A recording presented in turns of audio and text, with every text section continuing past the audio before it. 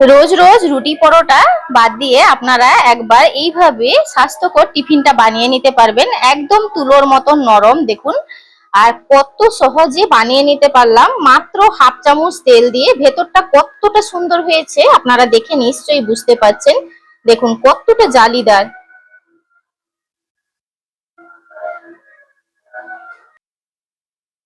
নমস্কার বন্ধুরা, আমার চ্যানেলে আপনাদের সবাইকে স্বাগত।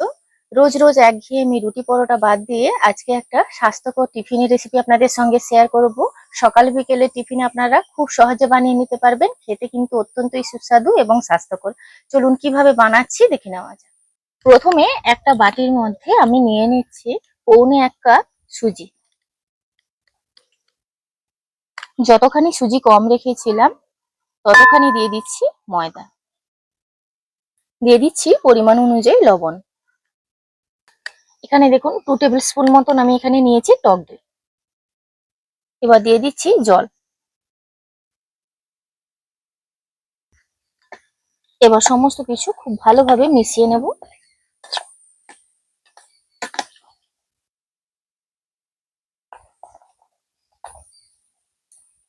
5 মিনিট রেস্টে রেখে দেব। এখানে দেখুন আমি সুজিটাকে 5 মিনিট রেস্টে রেখে দিয়েছিলাম। সুজিটা অনেকটাই ফুলে উঠেছে। এখানে কিন্তু জল দেওয়া যাবে না, প্রয়োজন মতন পরে জল দেব যদি লাগে। এখানে একটা মিক্সি জারের মধ্যে সুজিটা নিয়ে নিচ্ছি।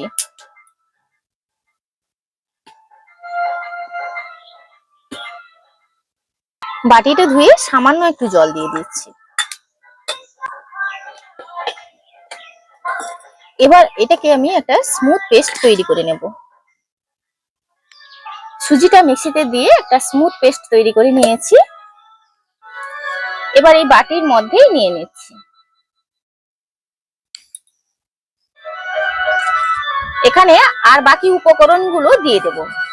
দিয়ে দিচ্ছি কুচনো আলু, একদম ঝিরিঝিরি করে কুচিয়ে রেখেছি। আর নিয়েছি কুচনো গাজর, আর নিয়েছি কুচনো বাঁধাকপি। হাতের কাছে যেই সবজি থাকবে ওইগুলো দিয়েই বানানো হয়ে যাবে। আর নিয়েছি কুচনো পেঁয়াজ, অল্প একটু কুচনো কাঁচা লঙ্কা, আর নিয়েছি কুচনো টমেটো।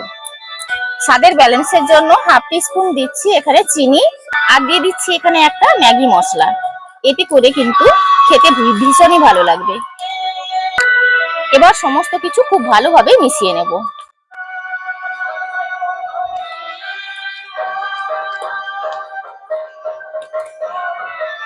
উনানের উপরে একটা জাল বসিয়ে দিয়েছি, আর একটা তড়কা প্যান আমি গরম হতে দিয়ে দিলাম।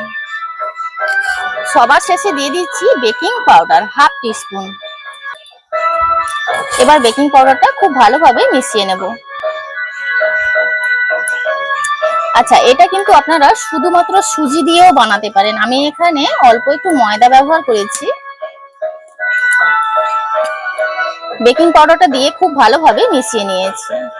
আর কিন্তু জল দিতে লাগেনি। ব্যাটারের ঘনত্বটা ঠিক এইভাবেই রাখতে হবে। এই তড়কা প্যানে সামান্য একটু তেল দিয়ে দিচ্ছি। তড়কা প্যানে তেলটাকে গরম করে নিয়েছি। 2টো কারি পাতা আর কালো সর্ষে ফোড়নে দিয়ে দিচ্ছি। এবার 1 হাতা ব্যাটার নিয়ে এর মধ্যে দিয়ে দেব।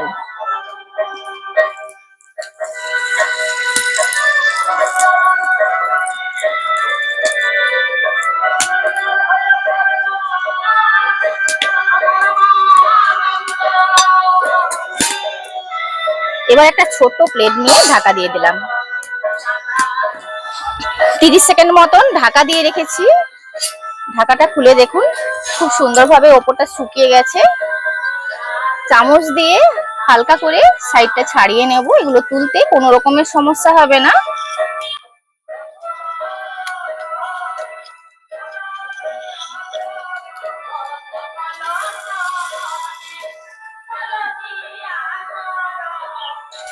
আবারও কয়েক সেকেন্ড আমি ঢাকা দিয়ে দেব। আবারও কয়েক সেকেন্ড আমি ঢাকা দিয়ে রেখেছিলাম। 2 পিঠ কিন্তু এইভাবে ঢাকা দিয়েই করতে হবে, কারণ কি এগুলো একটু মোটা মোটা তো, ওই কারণে ভেতর থেকে হওয়ার জন্য 2 পিঠ এইভাবে কিন্তু লাল লাল করে ভেজে নিয়েছি। দেখুন কত সুন্দর হয়েছে। এইভাবে একটা ভাজা হয়ে গেছে, তুলে নিচ্ছি। আবারও তরকা প্যানটায় অল্প একটু তেল দিয়ে দিচ্ছি। হাফ চামচ করে তেল দিয়ে একটা একটা টিফিন বানানো হয়ে যায়। আর এই সর্ষে কারি পাতাটা ফোড়ন দেওয়ার কারণে খেতেও কিন্তু অসম্ভব সুন্দর লাগে।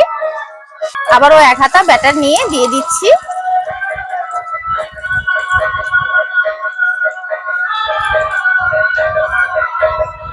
ওই ছোট প্লেটটা আবারও ঢাকা দিয়ে দিলাম কয়েক সেকেন্ডের জন্য।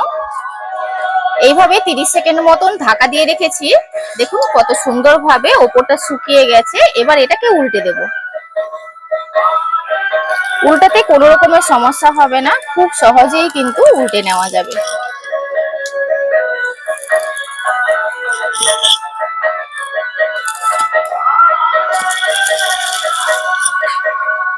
আবারও বসিয়ে দেব, কিছুক্ষণ ঢাকা দিয়ে দেব।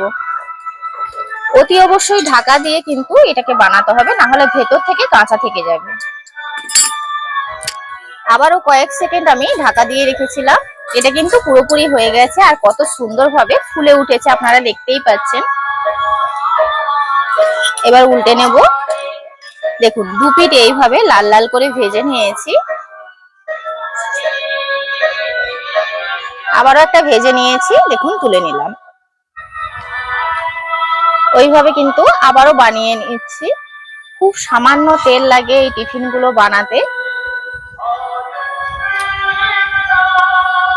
সর্ষে কারি পাতা কিন্তু পুনরায় আমি ফোড়নটা দিচ্ছি, এতে করে সুন্দর একটা ফ্লেভার আসবে।